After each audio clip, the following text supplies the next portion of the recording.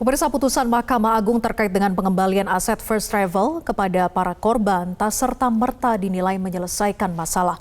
Terlebih aset yang dicairkan dinilai tidak sebanding karena hanya aset bernilai rendah yang dikembalikan untuk jamaah. Mahkamah Agung mengeluarkan putusan terkait aset kasus penipuan umroh First Travel. Namun, hasil keputusan yang menyatakan aset jemaah dikembalikan tak serta-merta membuat para korban penipuan First Travel puas.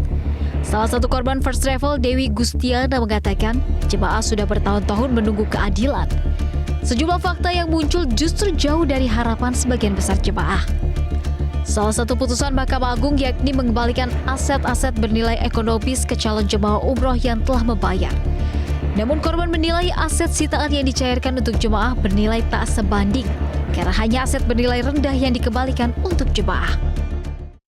Aset yang tertera itu yang diserahkan, yang disita, yang kemudian mau diserahkan ke jamaah kemudian ditolak, itu adalah restoran di London, apartemen di Kembangan, kantor di Auri, ada 2 unit mobil dan tanah di Lombok. Itu nilainya maksimal itu 25 miliar, hitungan kita waktu itu.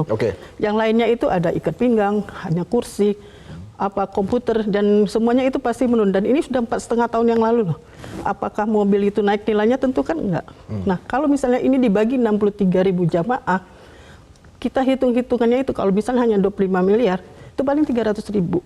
Apa mau jamaah? Kalau kami inginnya itu aset itu putusan itu adalah diberangkatkan, bukan dikembalikan. Selain itu disebutkan bahwa ada barang bukti yang ada dalam penyitaan namun menghilang ketika di pengadilan. Di antaranya adalah sejumlah mobil dan sebuah rumah yang sudah diserahkan ke pihak lain.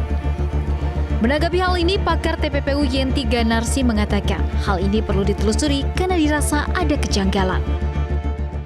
Satu hal lagi, bahwa memang waktu itu kita banyak kekecewaan karena di dalam berita-berita termasuk yang aset yang di London itu kalau nggak salah sudah muncul di pengadilan rumah di London itu. Ada beberapa. Nah ini kan juga menjadi kritik masyarakat ya, menjadi pandangan yang sangat menyakitkan ya ketika ketika disita ada, tetapi ketika di pengadilan sudah tidak ada. Artinya apa? Yang menghilangkan harta-harta yang disita itu siapa?